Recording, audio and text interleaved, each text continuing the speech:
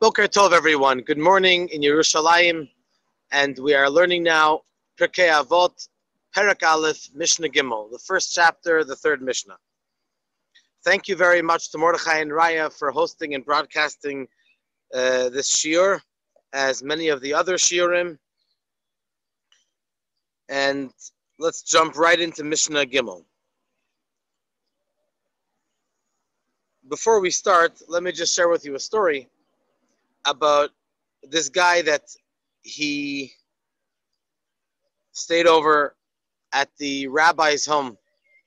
And in the middle of the night, the rabbi woke up and said, Tikkun Chatzot, the crying for the destruction of Yerushalayim and the Beit HaMikdash. And the person was it was a simple man. He had never heard about the Beit HaMikdash or Mashiach. And so he asked the rabbi, why are you crying so much? He said, because a few thousand years ago, there was destruction of the Beit HaMikdash. And very soon, Mashiach is going to come. I'm pleading by Hashem that he should bring the Mashiach. And so he says, let me just ask my wife if it's a good idea. So he runs home. He asks his wife about this Mashiach new issue. And she says, well, we have a little goat, and we have a little chicken, turkey that we need to take care of. And how are we going to go to Yerushalayim, to Israel? So he runs back to the rabbi and tells him what his wife said. And so the rabbi says, yeah, but what about the Cossacks that come and they're terrorizing our lives? So he runs back home and he asks his wife, well, maybe because of the Cossacks we should go to Yerushalayim.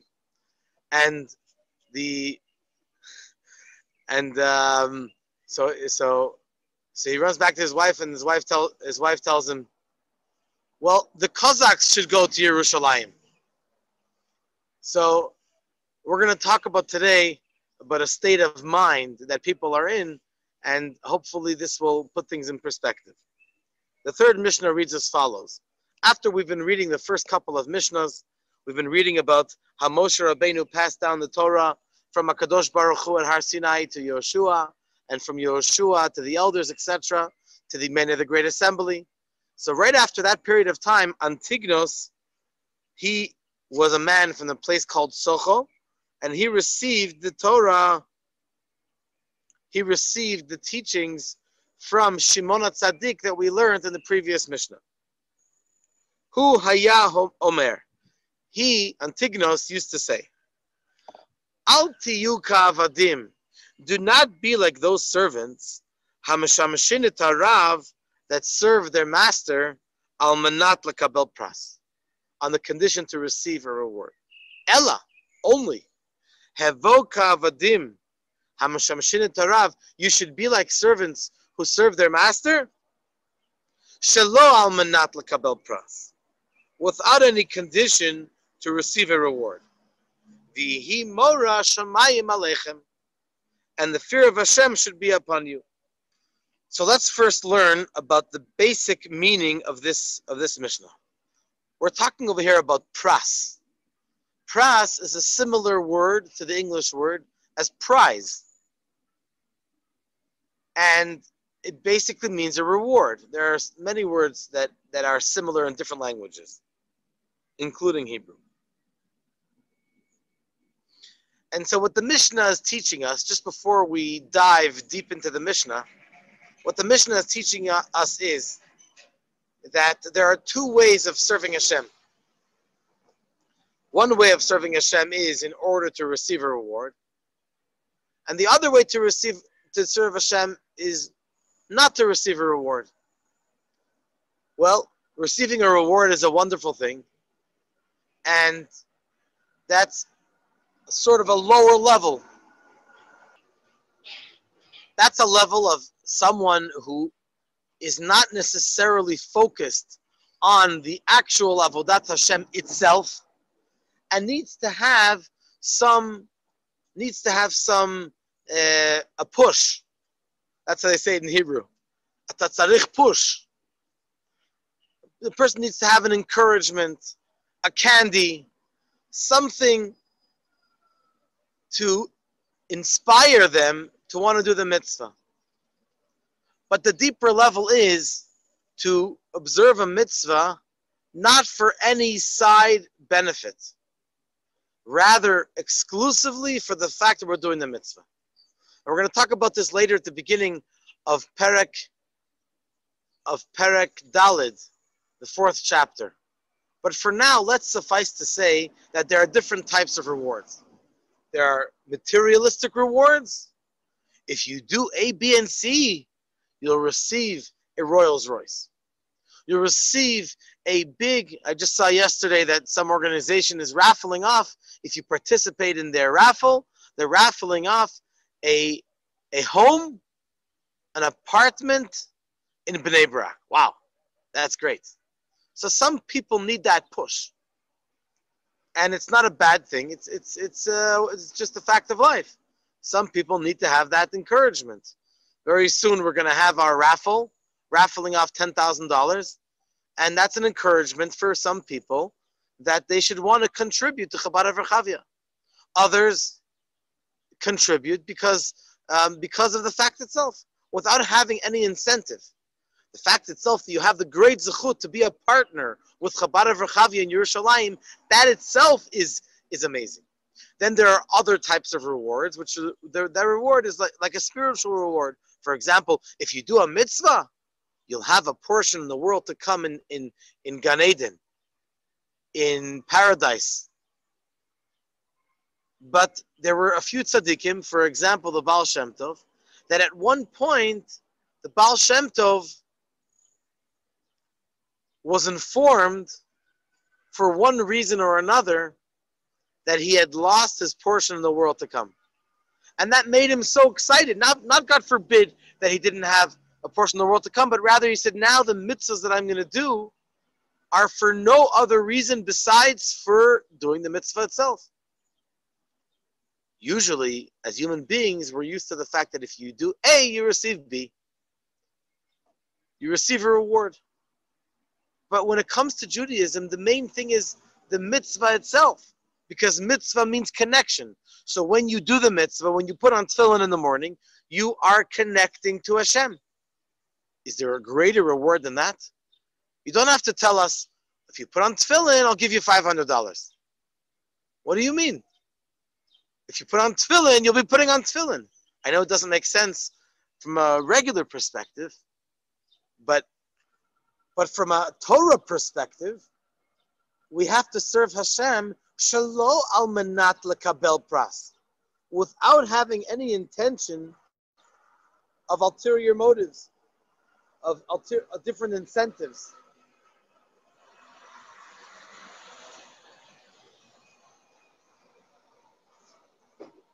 According to the Bartanura, pras, it's along similar lines, but it's a different translation.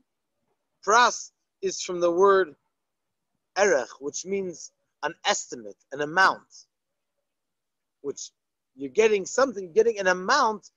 It's a different way of saying reward for the concept of what we're trying to bring out. Or perhaps I thought maybe there's another word that can be similar to that. Parsonage, pras, parsonage, getting some kind of gift, getting some kind of reward, perhaps. It's another play on words. He says, just like a person will give their wife, their spouse, their child, their employee as a gift for doing something really nice. Even for this kind of gift, so to speak, a person should not serve Hashem. We should serve Hashem just exclusively for the purpose of serving Him, out of love. We love Hashem, so we serve Him.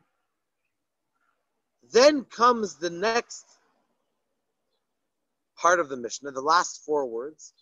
Vihi mora shamayim alechem. May the fear of Hashem be upon you. So we have 3 parts of the Mishnah, just like we have in many other parts of the Pirkei Avot. We have, do not be like the servants who serve Hashem for the purpose of receiving a reward.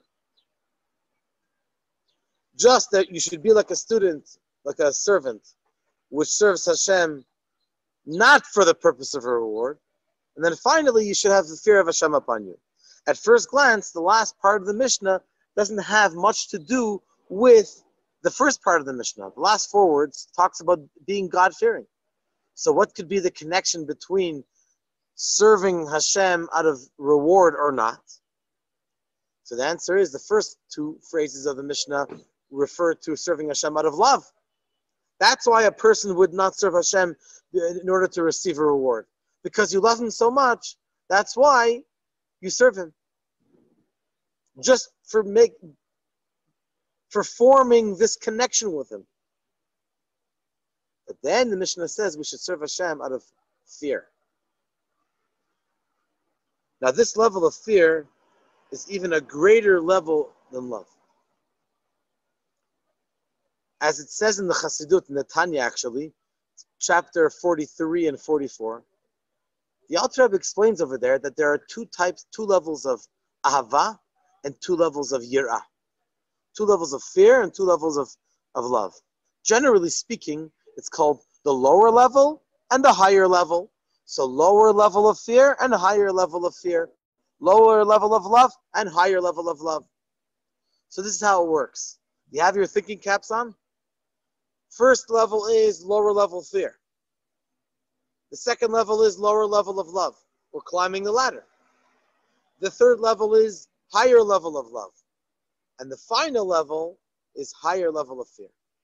So let's talk about the fear for a second, because that's what we're talking about right now. At first glance, ahava is positive. Loving Hashem, that's greater than yirat Hashem, than fearing Hashem. But on the other hand, it depends how you understand and how you translate fear. You can either have fear of a punishment or fear from the awesomeness and greatness of Hashem.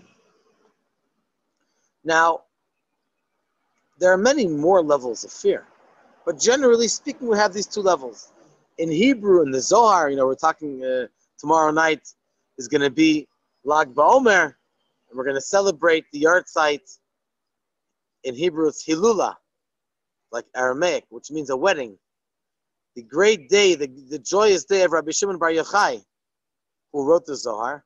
So the Rabbi Shimon Bar Yochai calls him, he refers to it as Yira Tata, the lower level of fear, and then Yira Ila'a, the higher level of fear. So the lower level of fear is definitely the lowest level of the four. By the way, in Yiddish, four is fear. Talking about fear. No pun intended. Okay, so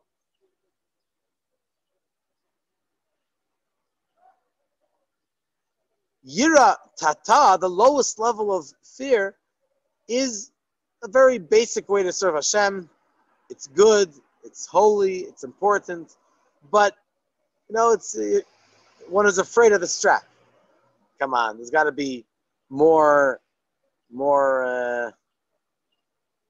inspiring, bonding, and connecting ways that we can serve Hashem. For example, like love. But then comes a level of yir'ah. Yir'ah is when we reach the essence. The difference between ava and yir'ah is usually when it comes to love, so the person, there is some level of ego involved. That I love. True, you love the other person, but the focus is more on the lover, the person the one that loves. But yira is selflessness. I'm in awe. I'm in fear. I'm in awe of a Kadosh Baruch Hu.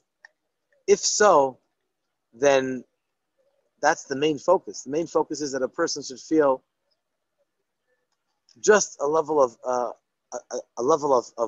selflessness, as if I'm nothing. And that's where yira ila'ah, the higher level of fear, comes after ahava. So now, let's get back to the Mishnah. After we talked in the first two phrases about serving Hashem out of love, then we serve Hashem and we reach the higher level of serving Hashem out of fear. Here comes an interesting question. Let's first ask the question on the first part of the Mishnah, then we'll get to the second part of the Mishnah. The first part of the Mishnah says that you should serve Hashem not for the purpose of reward. Correct? So the question is, what do you mean? There are several verses in the Torah which tell us that we will have reward. So it can't be that reward is such a bad thing.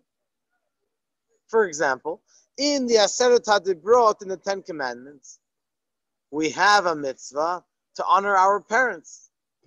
L'ma'an ya'arichun yamecha, for the purpose that your days will be lengthened. So we'll have a long life. So why does the Mishnah tell us over here not to serve Hashem for the purpose of a prize and a reward? So the first explanation is that Hashem gives us rewards in certain cases, but that's not supposed to be our intention while we're observing the mitzvahs. We have to observe the mitzvahs because that's the mitzvah is the mitzvah. At the end of the day, Hashem will give us a reward. The other explanation is that when the Mishnah says you should not be like those servants who serve Hashem, those employees who serve their master for the purpose of a reward, even before we get to the next part of the phrase, to the next phrase of the same sentence, we realize that there are some people who serve Hashem out of reward, and that's fine. Don't forget the underlining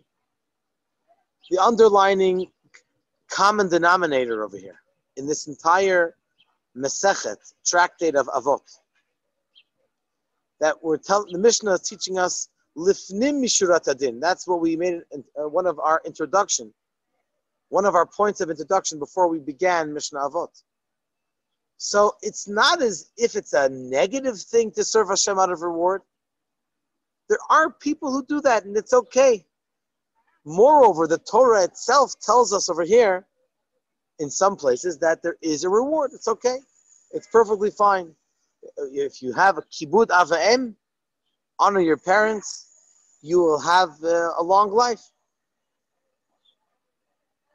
Because for some people, they need to have the encouragement. They need to have the incentive to be focused and do the mitzvahs. If not, they'll just be like a regular eved, quote unquote. That's from the quote from this Mishnah. An eved, a regular servant, the Talmud tells us, is avda behefkera nichalei. A servant would rather be free than to work.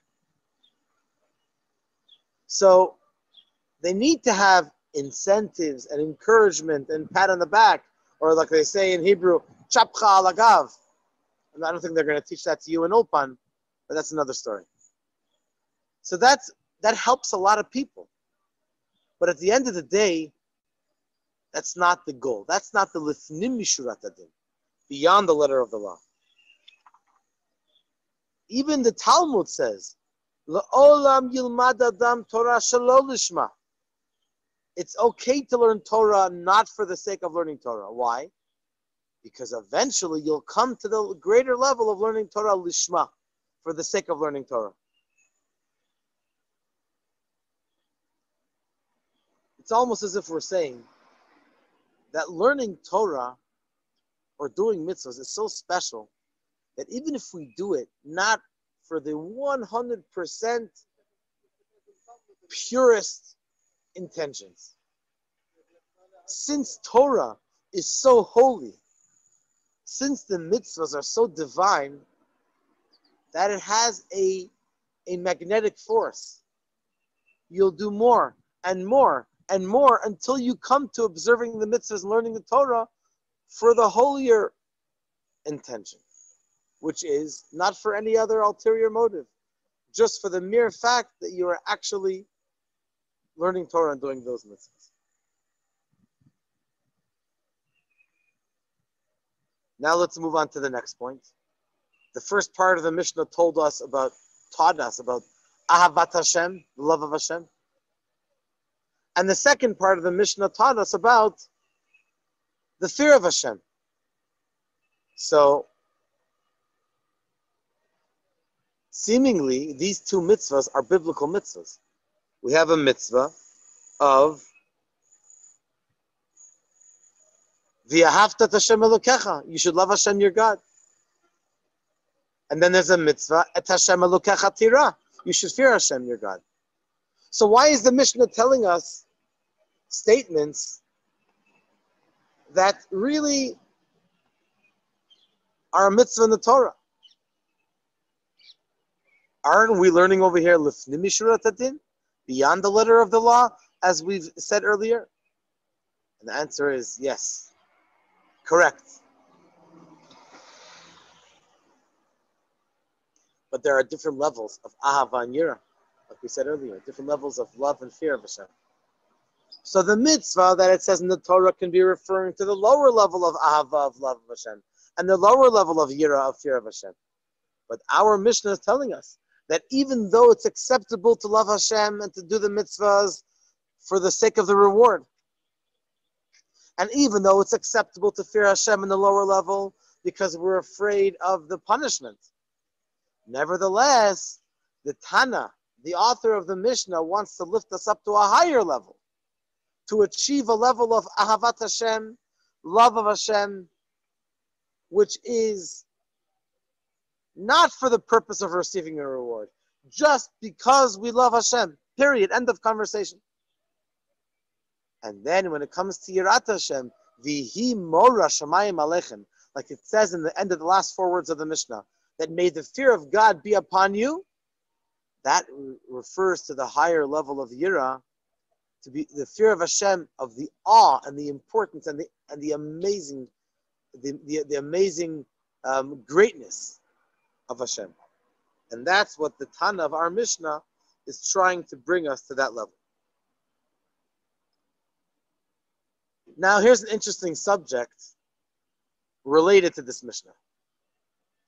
We talk about reward. And at the beginning of this lesson, we talked about two different types of rewards. One type of reward is a materialistic type of reward, and the other is a spiritual type of reward. Now we're going to talk about a third type. The third type of reward is when Mashiach will come, we will have the ultimate reward. The Sachar of Olam Haba, of the world to come. The question is, it doesn't seem to make sense that we should have any reward when Mashiach comes. I mean, we talk about the miracles and wonders that are going to transpire in the Messianic era.